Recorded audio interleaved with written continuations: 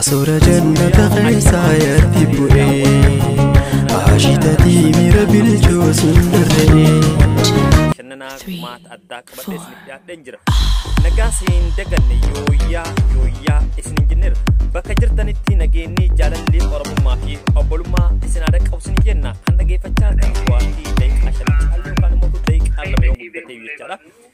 كم MW تنقبله بشان نسيسو خلتي أدداتين اسم برانغاتوري أنا مو بلس خسن فالمتا رورو كم MW كم مدولا وميديا كم يوتيوب channel تنس نو أرجعودن ديسن كم page تنس أكاسما خلتي أدداتين نو أرجعودن ديسني وروني ماتينو فينتاي ماتينو فتاسين جد هران تنمو فيديو تيكو أجا سيسو تيك أبد ديسني في دنجر شمرة سينا غاري دلقي أرمان دورا كيسايو غاف أورميان چريسو غدا كيسغلتي أكاسما موتو غاف أورمون أفان إساب يوتا ددا كيسا برسيفا جولاب ركاتي أفان روموتين برسيسا سينا غاري دلوتا دالچيسا بي أستراليا كيسات سينا غاري دلقا تورتي نيو جنة نموني هدون نديبستان أن ديبسور إسن يو ديبستان غاري أكما أرمان دورا إسنتي يرو أدادا إرن ديب وائشي دبچان توري سغنتالي أدادا كيساتي شمرة غاميتي دچين أورمو أداف أورميا أداف غماچتي الدنيا كنا كيسا سينا غاري دلغارت دلوتا هردا إمانا أبوليس خيني وخاقوت خيني قابسا خيني أبا خيني دكتور مامر رشاد عبدالله أكسما دكتور هايلي في دادا إمالا إسانجل قوان قرات النفين جتشوران دلوتا هردا أفان بيوتا ور أدي كيستي يوخان مو أستراليا كيستي برسي سودان قبي أفان ربو ججبينان كان دلوتا هردا ساجرتو شمرة تكن قبض ديسني بيا دنجر شمرة كون إنيو خنجلو فيديو في صورة كنا راغو دندسن وروني إشي بيكتن أكمل إسي عادتن أكمل إسي بيكتن خنجلو في وأولين بيك نف وأولين كوكم ونم بيك نيج على مود ديني خنجل له هدوني بيكن خسايو غافا أرتيستين أجعلو هندسا إذا fathers of art يوكانيمو أبان أرتي الدنيا كنا أرتي قفصون تاني سجلة چنكور فهمتوتا تأتين تجاجلا خنتوري في حتى تنموتو سينان إسا دتشي أولي تفي إنس كامان بيوخس جرات أرتيستي غميس دتشين أورميا أورموتاف غماچيتي أرتيست أجعلو هندسا أكتاي سينالي ندون رغابان نوتيس خنمر رغابان غوتا أورمودا أرات كيلو دافسيتو آنا جديني إنما يو قام بيبولچا جرو خناف خلتي دان أرات كيلو دان سيتو مالي جتشودان أمة أوروموتيف حوي قدا أرجمه أمة أورومودا خلتي الداتين تقوم سكيسغالي توري مارغا وائه خلتي دا وائه چالو هندسا دبچ فسونتان شمر را دبچا جرو خنتو سينا أدى دلك سينا نسين دلك دمالي خنجلو في قيسايو برقم لما في كودا برقم لما في ديقدم تاتيلي أرتيست چالو هندسا لبون دربود أول قبته سينا قراتي أفريقيا الدنيا رتين دلقين شمرن أورمو جابدون توني دلق دي قلمي فتي لفقاوته جت أكاسوما تيما إشي وجين سينا غاري أكا قلمي فت أورمون قوتون بيق دينيس بريتشي بيق إشين إن تولتو تفاتي تولتون تفا دوغا دبچو داف غدا أرتيستا چالو هندسا أرتيستين قون غوتا غميس أكته الدنيا هاگرتوف أيارك اللينسر بولولي سودان بيا إشيو سونتان بيا أورما كيست مقا أرتيستا چالو هندساتين قوبي أدا قوبي سونيسي نيادتم مرقا قوجمتوت جالتمتوت خينيا شمري غميتي تنا نمو بقجرتنتي ربي خيسن أكم أمانتي كيسنتي خرچودان سبونتون intal oromoda nuf hajirat jechatin wae toltu tufa saganta bro guya bro haladatin qabade sinif diad malif wae shay qabatte dufti yonan jettan qabso oromo keessatti qooda leenca qabatte dargaggeetti yookaan immoo shamarre angafaat dorgoma heddulle qabad adde dureedhaan shamarre seenaa duudhaa sabicharratti hojjechaa turtee fi hojjechaa jirtu marrigaa kanaaf galatu isheedhaan mala bareeddu oromoda bakka jirtutti jajjabina cimina amma qabdu kana jabeeffattee saba oromoodhaa dadhabbii tokko malee akkuma armaan dura hojjechaa turte ammas akka hojjettu abdii qabna haaluma kanaan immoo tugaa kallattiidhaan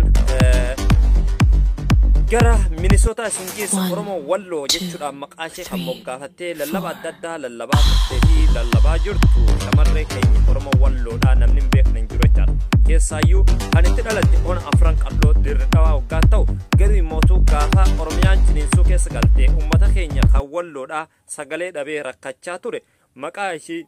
kan abbaan ishee yookaan haati ishee yookaan immoo maatiin ishee isiif moggaase dhiiftee oromoo walloo jechuudhaan gama sooshaal miidiyaatiin mul'achuuf dirqamte maaliif maqaa kana baafatte kan jedhus gaafiilee armaan dura gaafadhaa turerraa odeessan argadheera odeessaa ishee irraa argadheen keessaa tokko Oromoo Wallootu sagalee dhabe Oromoo Wallootiif anis akka miidiyaatti waan hin beekurraa waan hin dhaga'eerraa taateelee naannichatti raawwataman odeessa tokko fuudhee marsaalee odeeffannoo kanaan ga'uun dirqaman ofitti godhe jechuudhaan yaada naa gumaati. Maarreegaa shamarreen kun har'aan tana biyya Minisootaa kutaa Minisootaa keessatti argamti yookaan Oromiyaa xiqqoo keessatti argamti. Hojii idilee ishee hojjechaa sagalee uummata Oromoo ta'uudhaan kallattii adda addaatiin lallaba adda addaa kan dabarsaa turtee fi gargaarsa Oromoo adda addaa keessatti qooda leencaa kan qabdu shamarree Oromoo Walloodha. Akkuma viidiyoo kan suuraa argitan kanatti shamarree gameettii seenaa guddaa dilbii yookaan Oromoo bira kaawwatteedha.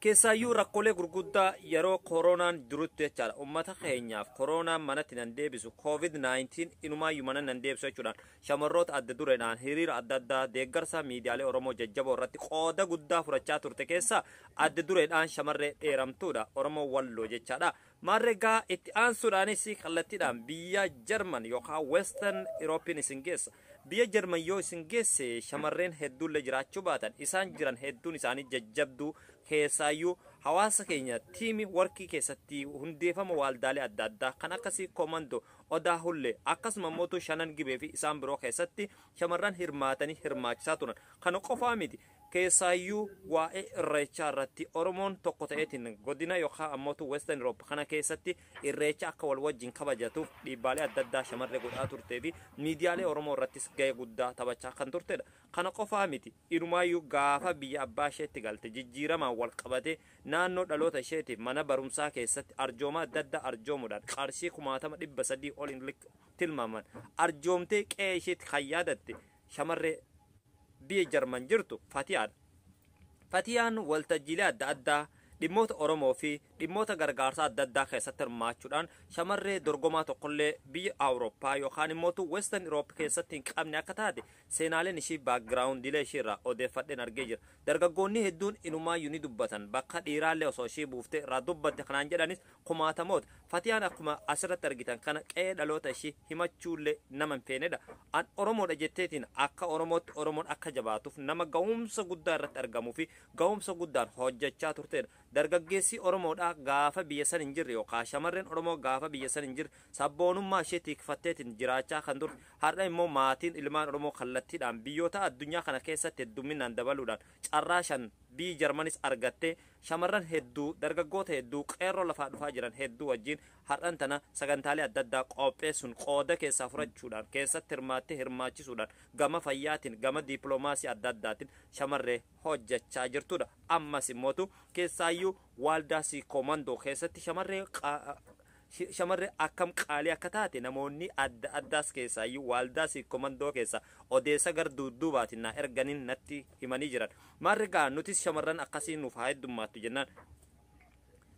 Haaluma kanaan immootu shamarran keenya hedduun isaanii kutaalee adda addaa keessa biyyoota adda addaa keessatti faca'aniitiin waan gaarii kan dalagaa jiran ni jiru. Saba isaaniitiif seenaa gaarii kan dalagaa jiran jechaadha. Maarreegaa odeessaa har'aa keessatti keessaayyuu yaadaan kallattiidhaan Awustiraaliyaa hoggaa isin geessinu asuma deebisnee immootu biyya Minisootaa keessattis shamarree Oromoo Walloo kan jettu kallattiidhaan isin biraan ga'een jira. Akkasuma immootu Awurooppaattis hoggaan isin deebisu kallattiidhaan Fatiyaa awwal biraan isin ga'ee jira. Shamarran kun maal dalagan kan jedhuufi tiimworkii seenaa Oromoo keessatti gargaarsa Oromoo keessatti sagalee sabaa ta'uu keessatti keessaayyuu bakka jiranitti ejjennoof kutannoodhaan saba isaaniitiif hojjechuudhaan shamarroota adda dureen eeraman yoo kana jedhu isaan malee ni jiran jechuu kiyyaa miti kan biroos hedduu jira isaan qofaa miti. Kanaaf gaa shamarran keenya nuuf haa heddummaatan yoo kana jedhu biyyoota Eeshiyaa keessas kumaatamoota jira shamarran keenya qaaliin sabboontonni jechaadha. Marrigaa yooyyaa kabajamtoota jaalatamtoota hordoftoota sagantaa kiyyaarraa asirratti goolabuudhaaf dirqameen jira. Sa'aatiin qabus sa'aatii xinnoo waan taateef ergaa koo kana fuutanii sheer gochuudhaan laayik gochuudhaan hawaasa keenya biraan geessanii shamarran fakkeenya nu ta'an kutaa lammaffaa mootuu gama madda walaabuu YouTube chaanaalitiin kan gurraan isin geennu ta'a. Dhalli seenaa dalage seenaan isaa dachee tanaanis eebbifamee dachee gadittis waan gaariin akka isa qunnamu seenaalee darbanirraa waa hedduu hayyoonni kennu odeessanii jiran amantiin keenyas kanuma nu gorsa. Marrigaa waan gaarii dalaguun addunyaa irrattis toltuu argachuuf saba biratti jaalatamu biyyaanis biyyoonis jaalatamuudhaaf qeeda guddaa qaba waan taateef hawaasni Oromoo kan dhiiraas kan dhalaas bakka jirrutti waan gaarii dalaguudhaan qe'ee keenya yaadachuudhaan waan gaarii haa hojjennu isiniin jecha sagantaa kuarraa asumarrattiin goolaba kan isin wajjin ture anfal mataarorroo gam MWtiin qophii keenya har'aa asirrattiin goolaba waan nu dhageeffattaniif galata